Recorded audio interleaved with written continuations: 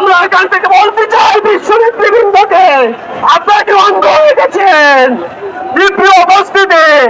তারা যদি আসে নমরুদ হয়ে, তাহলে আমরা ইব্রাহিম হয়ে রুখে দাঁড়াবো। যদি আসে ফেরাউন হয়ে, আমরা মুসা হয়ে রুখে দাঁড়াবো। তারা যদি আসে নমরুদ হয়ে, আমরা ইব্রাহিমের উত্তরসূরিরা আজও আছি, জেনে রাখো। তারা যদি আসে ফিলিস্তিন হয়ে, আবু জাহেল হয়ে আছে, তারা জানো আমরা মুহাম্মদের উত্তরসূরি এখনো জীবিত আছি। আমরা খালেদ বিন ওয়ালিদের উত্তরসূরি এখনো আছি। আমরা তারেক বিন জিয়াদের উত্তরসূরি এখনো জীবিত আছি। আমরা মুহাম্মদ বিন কাসিমের উত্তরসূরি এখনো জীবিত আছি।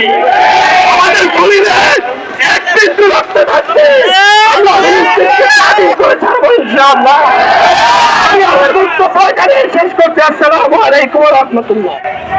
নরসিংদীতে ফিলিস্তিনের পক্ষে গণজাগরণ, ইসরায়েলের বিরুদ্ধে অবরোধ ও হরতাল কর্মসূচি পালিত হয়েছে। নরসিংদী থেকে একটি ব্যতিক্রমী দৃশ্য চোখে পড়েছে।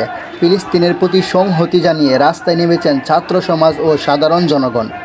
তারা ইসরায়েলের বর্বরতা আগ্রাসনের বিরুদ্ধে প্রতিবাদ পালন করেছেন এবং অবরোধ ও হরতাল কর্মসূচি পালন করেছেন।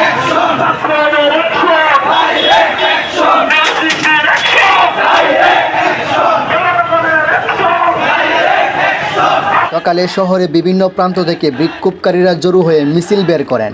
ফিলিস্তিনের জনগণের ন্যায্য অধিকার চাই, ইসরায়েলের নৃশংসতা বন্ধ করো, এমন স্লোগানে মুখরিত ছিল পুরো নরসিংদী শহর।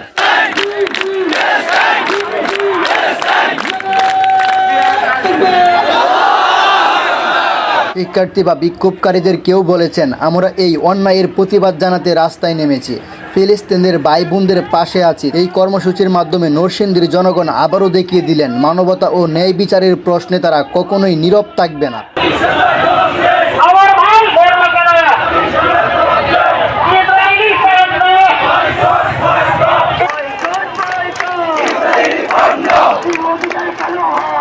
নিউজ হাসান টিভি, মেহেদী হাসান, নরসিংদী।